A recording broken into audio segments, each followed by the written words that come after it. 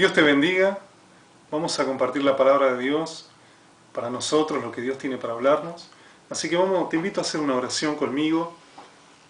Padre del cielo, Dios Todopoderoso, clamamos a ti, Señor, en el nombre de Jesús, pidiéndote que tú nos hables, Señor, nos reveles esa palabra que tenés para nosotros. Espíritu Santo, hablale a mi vida, toca mi corazón, dame esa palabra que necesito hoy, esa palabra específica, esa palabra rema, Señor, en el nombre poderoso de Jesús. Bendecí y dale esa palabra a cada uno de mis hermanos, Señor, a cada uno de los que vean este video, de los que escuchen esta predicación, Señor. Toca sus vidas, su corazón con el poder de tu Espíritu Santo. Háblanos, Señor, en el nombre de tu Hijo Jesús. Te damos toda la gloria. Amén y amén. Bueno, quería hablarte acerca de Gedeón. Esto está en el libro de Jueces, en el capítulo 6.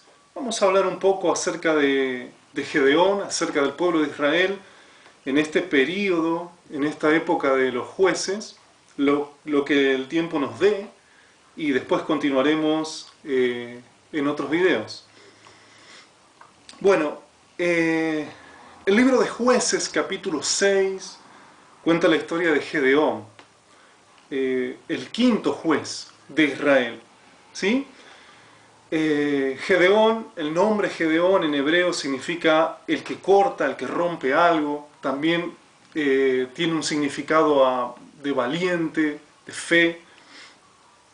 Y en esta etapa de los jueces, ¿sí? Esta etapa de jueces, para que más o menos nos ubiquemos, es la etapa que comprende el periodo desde la muerte de Josué, cuando ellos entran a la tierra prometida, desde la muerte de Josué hasta el comienzo de la monarquía, el primer rey, que es Saúl. En ese periodo es el periodo de los jueces. Ahora, en este periodo sucede algo en Israel, y esto es un ciclo en el pueblo de Israel.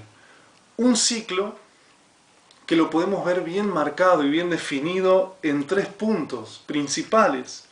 El primero es que abandonan a Dios, abandonan la ley de Dios, siguiendo las costumbres de los pueblos paganos, de los pueblos de los alrededores.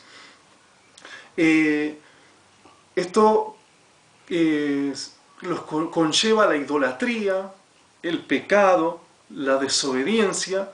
La Biblia lo llama hacer lo malo ante los ojos de Jehová. Eran contaminados por las costumbres de los pueblos vecinos y adoraban a esos dioses y realizaban las mismas costumbres que tenían esos pueblos, que eran pueblos violentos, pueblos injustos, y se olvidaban de la ley de Dios. Esto llevaba al segundo punto: aflicción, quebranto. Eran oprimidos por estos pueblos, ¿sí? Ellos se alejaban de Dios y salían de la cobertura de Dios. Entonces esto traía quebranto, traía aflicción, y eran oprimidos por los pueblos vecinos. El tercer punto de este ciclo es que ellos clamaban a Dios, se acordaban de Dios en su sufrimiento, en su quebranto, y Dios enviaba un juez, un libertador. Este juez los liberaba y vivían en paz mientras duraba este juez, o en la vida de este juez, vivían ellos en paz. Pero después nuevamente este ciclo volvía a repetirse, así una y otra vez durante el periodo de los jueces. En este caso estamos hablando del quinto juez, que se llamaba Gedeón, ¿sí? Y podemos ver que el pueblo de Israel en esta ocasión, en este momento, vuelve a la decadencia, vuelve a hacer lo malo a los ojos de Dios, y se levanta un pueblo que los oprime, que son los madianitas, ¿sí? Esto lleva a Israel a recluirse y a esconderse en cuevas. Mira qué situación terrible. El pueblo se escondía en cuevas, en las montañas para no ser atrapados y tenían que esconderse porque si no, todo el trabajo que ellos hacían en el campo o sus animales, venían los madianitas como langostas, dice la palabra, con camellos innumerables y les robaban absolutamente todo. Y esto empobreció a Israel. Y como hablábamos de este ciclo, esto lleva al pueblo de Israel a clamar a Dios, a pedirle a Dios por un libertador. Y Dios mira a Gedeón, ¿sí? Mira a Gedeón. Y vamos a hablar hoy del llamado de Gedeón, de su llamado, ¿sí? Vamos a ver hasta dónde el tiempo nos permite. El llamado de Gedeón. Bueno, dice que el ángel de Jehová se le aparece. Esto está en capítulo 6, versículo 12. El ángel de Jehová se le aparece y le habla a Gedeón directamente. Le dice: Jehová está contigo, varón esforzado y valiente. Ahora, ¿qué estaba haciendo Gedeón? Gedeón estaba sacudiendo el trigo en el lagar, ¿sí? Eso se hacía al aire libre, pero recordad que estaban escondidos, y el lagar era un lugar para pisar las uvas, para fabricar el vino, y él estaba escondido ahí, y el ángel le dice: Jehová está contigo, varón esforzado y valiente. No se lo veía muy valiente a Gedeón, que estaba escondido, ¿verdad? Esto es porque yo estoy seguro de que Dios ve la obra terminada en cada uno de nosotros. Como el artista, cuando tiene, no sé, una arcilla, aquel que fabrica jarrones, el alfarero, tiene un poco de barro, todo deformado, que no tiene valor y no es absolutamente nada, pero él ya ve en su mente la obra terminada. Eso es lo que ve el Señor en nuestras vidas, así como lo vio en la vida de Gedeón. Aunque vos te sientas incapaz, aunque sientas que tenés muchas deficiencias, Dios ve en tu vida la obra finalizada, como ese alfarero, ¿sí? Que ve ya la obra finalizada, que ya ve el jarrón antes de que lo sea, él ya lo tiene en su mente, y el artista comienza a girar la rueda, comienza a darle forma, después lo lleva al fuego, tiene que atravesar un proceso, y luego queda esa pieza artística tan maravillosa. No cualquiera lo puede hacer, pero recordá que tu vida está en las manos del mejor artista, del maestro de los maestros, del mejor alfarero. Gedeón le da una respuesta a Dios y le dice: si Dios está con nosotros, ¿por qué nos pasa esto?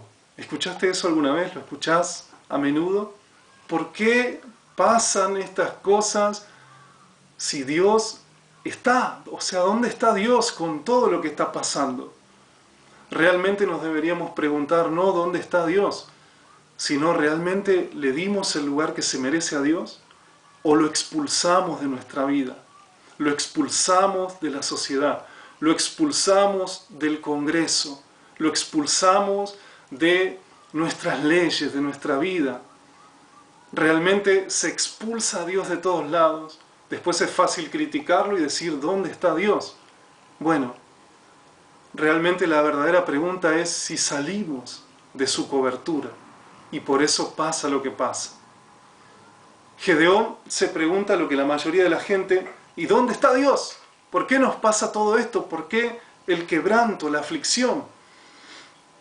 Recordá el ciclo del pueblo. Esto pasaba por algo, porque su corazón se había olvidado de Dios, porque se habían alejado de la verdad. Y el ángel no le da una respuesta muy precisa, pero sí le da una promesa. Le dice: ve con esta tu fuerza y salvarás a Israel de las manos de los madianitas.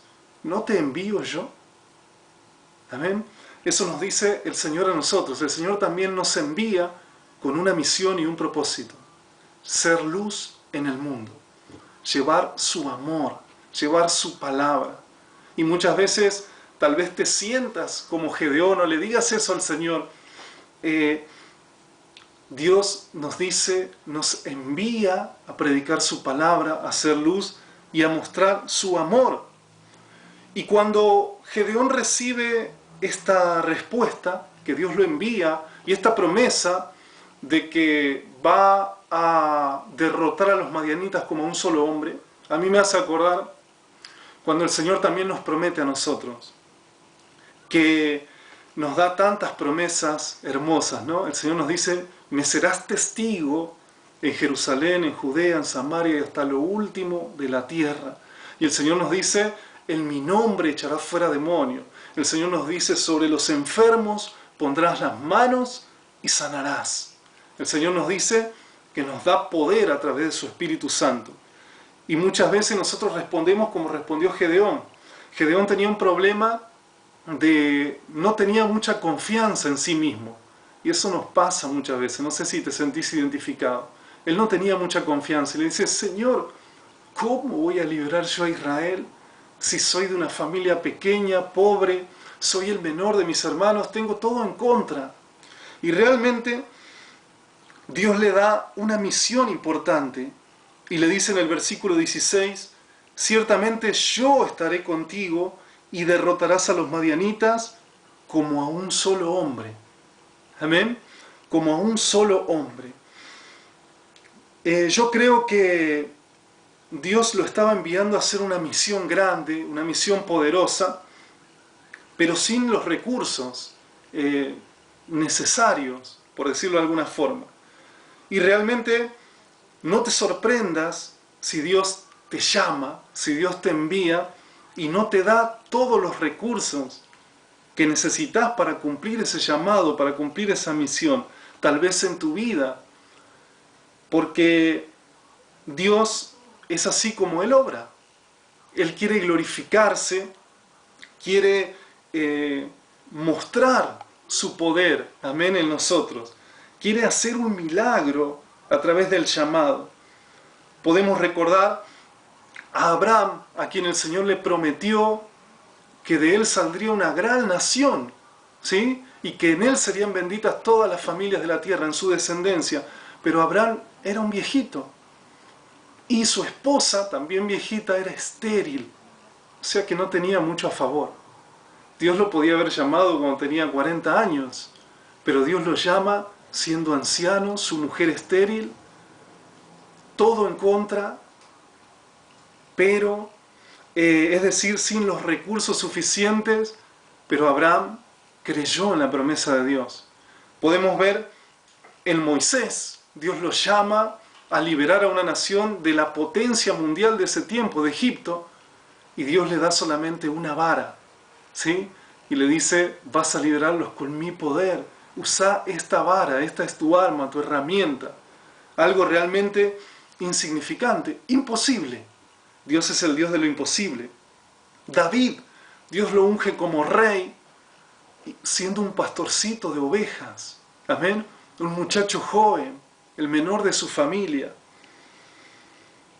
Tenemos otro caso donde Dios envía y hace un llamado sin todos los recursos necesarios. Esto es cuando Jesús multiplica los 5 panes y los 2 peces, el Señor le dice a los discípulos, dadle vosotros de comer. Y ellos le dicen, Señor, ¿cómo? Si solamente tenemos 5 panes y 2 peces. Es decir, los recursos no estaban. Pero cuando está el llamado del Señor, cuando está su presencia y su poder, aunque no existan los recursos, ahí es donde Dios se glorifica. Ahí es donde el Señor hace el milagro. Amén. El Señor hace el milagro. El Señor pone los recursos.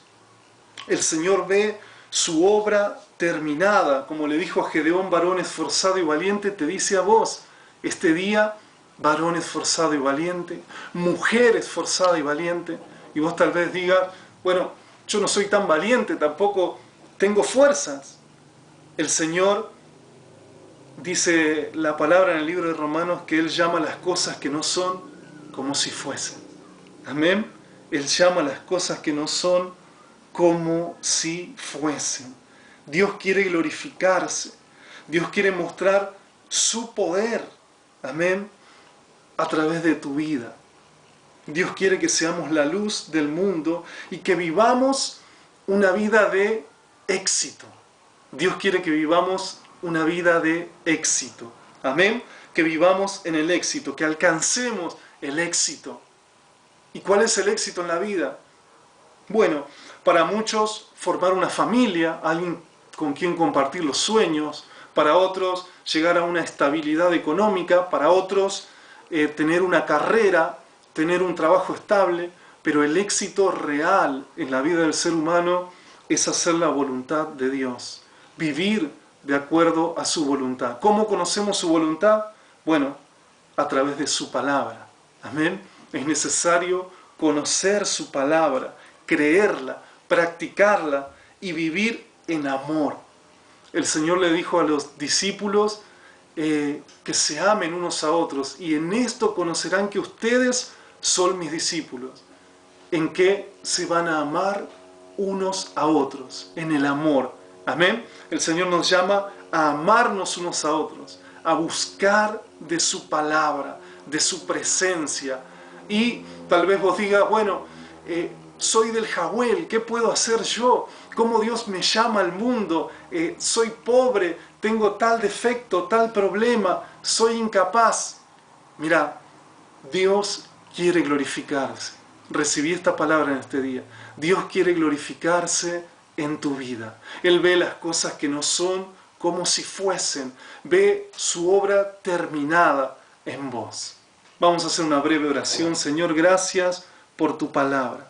Bendecí a cada hermano, a cada hermana, a cada amigo, a cada amiga, Señor, allí en su hogar. Yo sé que tenés un plan, un propósito específico con cada uno, Señor. Que tu plan se cumpla en mi vida, que tu voluntad se haga en mi vida y en la vida de cada uno de mis hermanos, Señor. Aunque sean difíciles, aunque falten recursos, Señor, yo sé que tú eres nuestro proveedor, que vas a hacer tu voluntad, que te vas a glorificar, vas a mostrar tu gloria en este tiempo, en mi vida y en la vida de cada uno de mis hermanos. Padre del cielo, recibimos tu palabra, te damos gracias, en el nombre de Jesús te pedimos que nos enseñes y nos ayudes a caminar en tu voluntad, a caminar en amor, a cumplir tus propósitos, Señor, a buscarte, Padre amado. En el nombre poderoso de Jesús, amén. Que el Señor te bendiga.